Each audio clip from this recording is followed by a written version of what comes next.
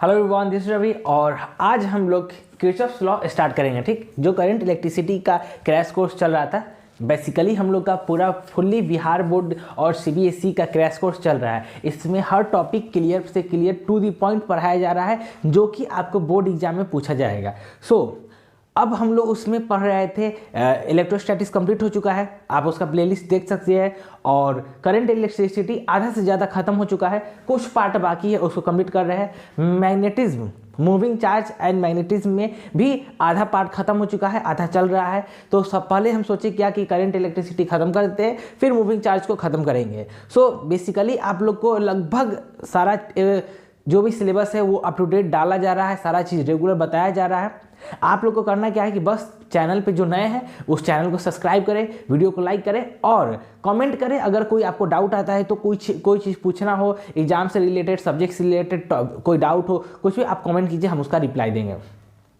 दूसरी बात, अगर जो बच्चे यह वीडियो डाउटनट पे देख रहे हैं वो हमको कांटेक्ट कर सकते हैं। कैसे? तो वीडियो स्टार्ट होने से पहले आपको इंस्टाग्राम, मतलब मेरा जो इंट्रो मिला होगा उस पर 5 सेकेंड का जो इंट्रो होगा उस पर इंस्टाग्राम का एक प्रोफाइल, मेरा आईडी है रवि कुमार टिकेडियन, आप देखिएगा शुरू का वीडियो स्टार्टिंग में, आप उस पर देख सकते हैं। ठीक, आप उस पर हमको इंस्टाग्राम पे मैसेज कर सकते हैं, डायरेक्टली डीएम कीजिए, हम आपको सारा चीज़ का रिप्लाई देंगे। जो भी रिलेटेड डाउट होगा आपका, सारा चीज़ डाउट हम क्लियर करेंगे। ठीक,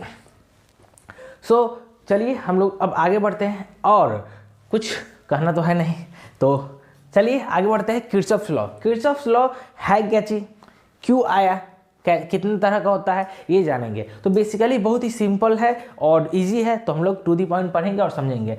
गुस्ताव रॉबर्ट किरचॉफ्स, यह एक साइंटिस्ट है। गुस्ताव रॉबर्ट किरचॉफ्स, यह एक साइंटिस्ट है जिन्होंने डिस्कवर किया था इस लॉ को, किरचॉफ्स लॉ को डिस्कवर किया था बस है। और इन्हीं के नाम के किरचॉफ्स, इनके जो सब टाइटल है, इनके जो सर नेम है, उनके नाम पे इस लॉ का नाम रखा गया किरचॉफ्स लॉ। तो गुस्ताव रॉबर्ट किरचॉफ्स 1845 में, 1845 में यह लॉ डिस्कवर किए थे और इसके बारे में बताए थे। ठीक, तो ये लॉ क्यों डिस्कवर किए और यह इससे बताना क्या चाह रहे थे। तो जैसे भी हम लोग का जो इलेक्ट्रिक सर्किट हम लोग दिखते हैं, उसको सॉल्व करना हो, उसको समझना हो, उसके बारे में जानना हो, हम उसको समझने के लिए, सॉल्व करने के लिए क्या करते हैं, इस दोनों लॉ का यूज करते हैं, किरचॉफ्स लॉ का यूज करते हैं। इसीलिए इसका कॉम्प्लेक्स सर्किट को बस बेसिकली सॉल्व करने के लिए इस लॉ का खोज हुआ था। उसके बाद किरचॉफ्स लॉ कितने तरह का होता है, तो 2 तरह का किरचॉफ्स लॉ हो जाता है। पहला Kirchhoff's current law, KCL, Kirchhoff's current law KCL, उसको जंक्शन रूल भी बोलते हैं। दूसरा Kirchhoff's voltage law, Kirchhoff's voltage law, जिसको हम लोग KVL भी बोलते हैं, और उसको हम लोग लूप लॉ भी कहते हैं, LOOP लूप लॉ भी कहते हैं। तो यह था किरचॉफ्स लॉ के बारे में इंट्रोडक्शन। बेसिकली इसके बारे में जो भी छोटा बहुत, बस स्टार्टिंग का बस इंट्रो था, उसके बारे में जानते हैं।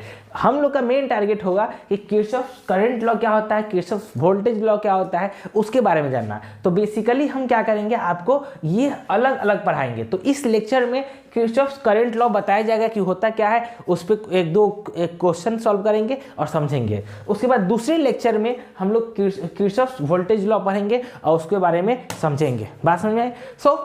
आप लोग इस चीज को नोट कीजिए, या और हम उसके बाद आगे बढ़ेंगे। आप क्या कर सकते हैं, स्क्रीनशॉट ले सकते हैं या वीडियो पॉज करके ले सकते हैं। हम बेसिकली 2 मिनट के लिए साइड होंगे।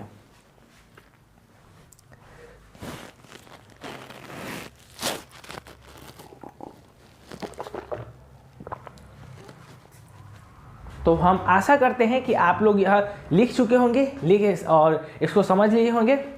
ज़्यादा कुछ जानना नहीं था, इंट्रो था। तो अब हम लोग स्टार्ट करेंगे किरचॉफ्स करंट लॉ। ठीक, चलिए तो आगे बढ़ते हैं।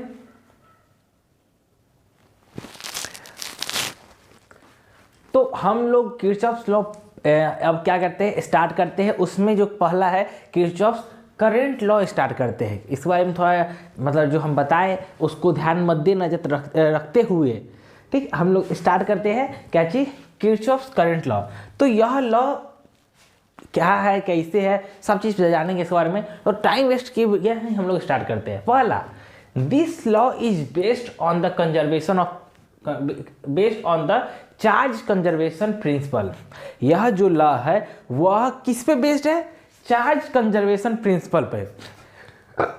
समझिए, ऑब्जेक्टिव में भी पूछ सकता है या सब्जेक्टिव में 2 नंबर का ही पूछ सकता है कि किरचॉफ्स करंट लॉ किस चीज पे बेस्ड है। तो डायरेक्ट बोलिएगा कि Kirchhoff's current law charge conservation principle पे ही बेस्ड है, इसके अलावा कहीं नहीं जाना है, इधर उधर कहीं नहीं जाना है। और हम गारंटी दे सकते हैं कि यह सवाल जैसे किरचॉफ्स वोल्टेज लॉ या किरचॉफ्स करंट लॉ, इस दोनों में से ऑप्शन में यही मतलब ऑब्जेक्टिव में रह सकता है कि यह जो लॉ है किरचॉफ्स करंट लॉ भी हो सकता है, किरचॉफ्स वोल्टेज लॉ हो सकता है कि किस चीज़ पे बेस्ड है। तो आपको बताना होगा। तो करंट लॉ पूछे तो बोलिएगा कि चार्ज कंजर्वेशन पे बेस्ड है, और वोल्टेज पे आएंगे तो हम उसके बारे में बताएंगे कि किस पे बेस्ड है। चलिए, तो यह लॉ चार्ज कंजर्वेशन पे बेस्ड है, प्रिंसिपल पे बेस्ड है। तो क्या कहता है यह?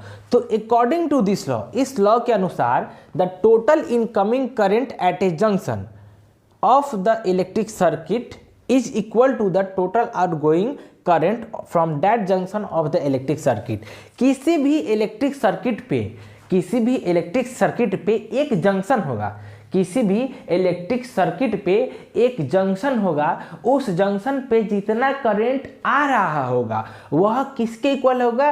कि जितना करंट जा रहा है। तो total incoming current is equal to the total outgoing current at particular circuit, मतलब किसी भी सर्किट के पर्टिकुलर जंक्शन पे। बस में किसी भी सर्किट है, कोई भी सर्किट है, तो उस सर्किट के एक जंक्शन किसी को आपको मानना होगा, उस जंक्शन पे जितना करंट आ रहा है उतना ही करंट जा रहा होगा। बस यही है, जितना चार्ज आ रहा है उतना ही चार्ज जा रहा है, चार्ज कंजर्व रह रहा है, इसीलिए यह चार्ज कंजर्वेशन प्रिंसिपल पे बेस्ड है। तो मेरे मन में एक सवाल है, आपको बताएं, हम आपसे पूछना चाहेंगे या आपको बताना चाहेंगे कि जंक्शन किसको कहते हैं। ठीक, जंक्शन किसको कहते हैं, लूप किसको कहते हैं, यह 1 2 3 तरह का सवाल है जिसको हम आपको बताएंगे, समझाएंगे कि जंक्शन किसको कहते हैं, लूप किसको कहते हैं, ये सब भी बताएंगे। तो हम सोच रहे थे कि जंक्शन और लूप इसी वीडियो में बताएंगे। ठीक, हम सोचे कि अगले नेक्स्ट वीडियो में बताते हैं, बट इसी वीडियो में बताएंगे कि जंक्शन किसको कहते हैं, लूप किसको कहते हैं।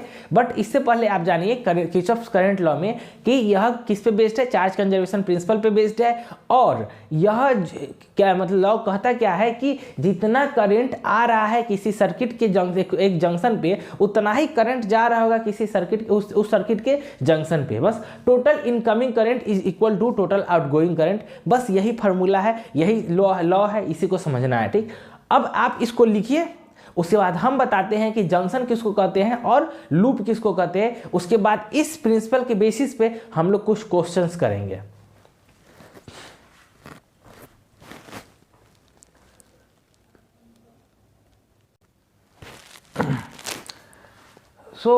हम लोग समझने वाले थे कि लूप किसको कहते हैं और जंक्शन किसको कहते हैं। देखिए, किरचॉफ्स करंट लॉ चल में हम लोग सबसे पहले इसको लॉ को समझने से पहले हम लोग को कुछ बेसिक टर्म आना चाहिए। जो बेसिक टर्म है जंक्शन और लूप। देखिए, क्रैश कोर्स चल रहा है तो बताना तो पड़ेगा ही, चाहे कितना स्किप कर सकते हैं। ठीक, हम बहुत चीज स्किप थोड़ी कर सकते हैं, जो बेसिक टर्म है उसको बताना पड़ेगा, क्योंकि हो सकता है ऑब्जेक्टिव में पूछ दे कि इसमें कितने लूप है, इसमें कितने जंक्शन है, तो आप उस समय तो आपको पता होना चाहिए। ठीक, तो आप इसके क्या कर सकते हैं कि आपको एक सर्किट दे देगा, इसमें बताएगा कि पूछिएगा कि लूप कितना है, जंक्शन कितना है। तो हम एक काम करते हैं, सबसे पहले लिखते हैं जंक्शन। क्या हो गया, जंक्शन और लूप। अब देखिए, क्रैश कोर्स है तो हम डिफिनीशन तो नहीं लिख पाएंगे, लेकिन समझा जरूर देंगे कि लूप और जंक्शन किसको कहते हैं। ठीक, जंक्शन उसको कहते हैं जहां पे 3 या 3 से अधिक कंडक्टर, जो रजिस्टर है, जो वायर है, वो आके मिले। जंक्शन ऐसा पॉइंट को कहते हैं जहां पे 3 या 3 से अधिक कंडक्टर या वायर या जो भी हमारा जो सर्किट का जो वायर है वो मिले, उस पॉइंट पे आके मिले, उस पॉइंट को हम लोग क्या कहेंगे, जंक्शन कहेंगे। और लूप किसको कहेंगे, लूप उसको कहेंगे कि एक क्लोज सर्किट को हम लोग एक लूप कहेंगे, मतलब एक क्लोज्ड पैक सर्किट को हम लोग क्या कहेंगे, लूप कहेंगे।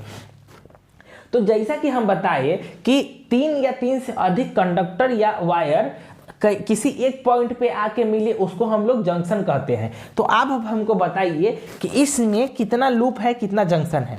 तो हम यहाँ पे पॉइंट दिए हुए हैं, इस पॉइंट पे A B C D E F G H I यहाँ पे दिए हुए हैं। अब आपको बताना है कि इसमें कौन कौन सा क्या है, लूप है और जंक्शन है। तो पहले सॉरी हम जंक्शन पर बात करेंगे, फिर लूप पे आएंगे। तो सबसे पहले पॉइंट क्या करते हैं, ए से शुरुआत करते हैं और देखते हैं कि कौन सा लूप है और मतलब कौन सा जंक्शन है।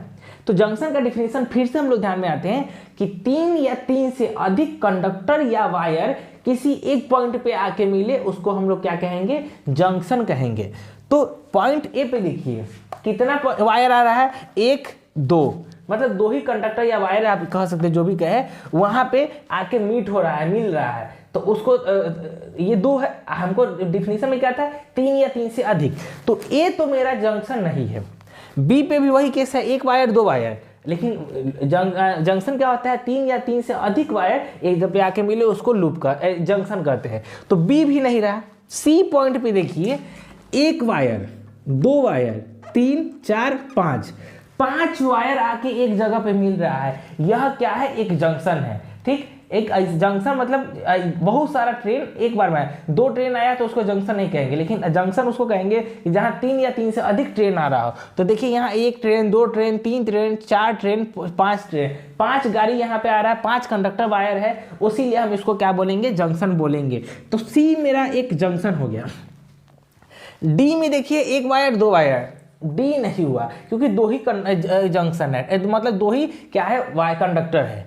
अब ई पे देखिए 1 वायर 2 वायर 3 वायर, हाँ 3 या 3 से अधिक 3 वायर है तो उसको हम लोग क्या बोलेंगे, जंक्शन बोलेंगे, ई।